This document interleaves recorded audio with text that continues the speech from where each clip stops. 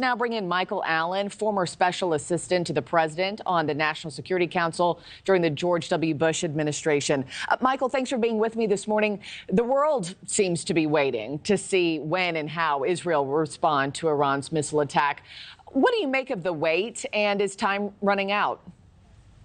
No, I don't think time's running out. I think that they are deliberately planning a careful strike. I don't think they'll go after the Iranian nuclear facilities, but I think they want to be able to have meaningful strikes against perhaps the Iran Revolutionary Guard, which are basically the terrorist sponsors for Iran that control Hezbollah, the terrorist organization in Lebanon you just referenced. And I think also that the Israelis are probably going to hit maybe something along the lines of a drone development facility. So I think they're being careful. I think they're trying to be solicitous of world opinion, but they are absolutely going to go forward very, very soon. I know they want it to be a calculated response, to your point, but as the days go on, Michael, I mean, does their counteroffensive lose its strength or its potency as Iran, gets extra days to brace for impact? Yeah, I think that is a risk that they decided to accept. We've seen so many news reports out of Israel that different groups within Netanyahu's cabinet wanted to hit immediately, late Saturday night, Sunday morning. Others wanted to hit Monday. So it is sort of surprising that Netanyahu is taking his time. That's not necessarily the reputation we expect of him. But I think they're going to try to be careful and creative and make sure they hit targets that aren't calculated necessarily to escalate the war, but at least make sure they're meaningful for Israel's national security. Yeah, something that'll pack a punch. I know you've also shared that you believe our own national security is, quote, hanging by a thread. What do you mean by that, sir? Well, I mean that Russia is on the march, and we are really in a desperate situation as far as the Ukrainians go.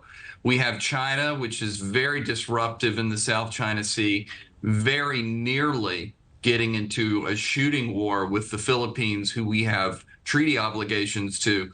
And then the Middle East, which we just discussed. Israel is under attack. You've mentioned that Hezbollah, of course, is coming after Israel. I expect after Israel, having been hit twice in recent months, of course, October 7th and then Saturday night by Iran, I think they're now more likely to go after Hezbollah in Lebanon because their psyche is basically, we can't rely on our deterrent strength anymore. We have to look at our adversary's capacity. And if they have the strength to come after us, then we need to go after them first. Yeah. And so I think that's why you're going to see additional regional escalation scenarios at play in the Middle East. And hopefully we're going to pass the Ukrainian supplemental this weekend so that we can get much needed assistance to the Ukrainians to push back on Vladimir Putin. I was going to ask you about that very thing, sir. That's the other headline we've been following closely this morning. A vote could come as soon as Saturday for that nearly $100 billion.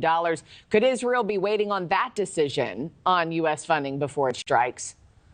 Well, that's good. That's an interesting point. I do think, though, that generally speaking, the Israelis are probably sort of marching to their own tune and trying to figure out when to do it. That could be part of their calculus. But I think the speaker, who was remarkably strident yesterday in his determination to get these things done, seemed to say, I'm Ronald Reagan. I'm going to move forward, peace through strength. Let's get this done at the end of the week. So I'm looking forward to that. And that will have global implications in Israel, as you mentioned, and obviously in Ukraine. Yeah, well, we're staying on top of this. Our crews are there, boots on the ground. Michael Allen, thank you so much for joining me, sir, on Morning in America. I appreciate your insights. Thanks so much.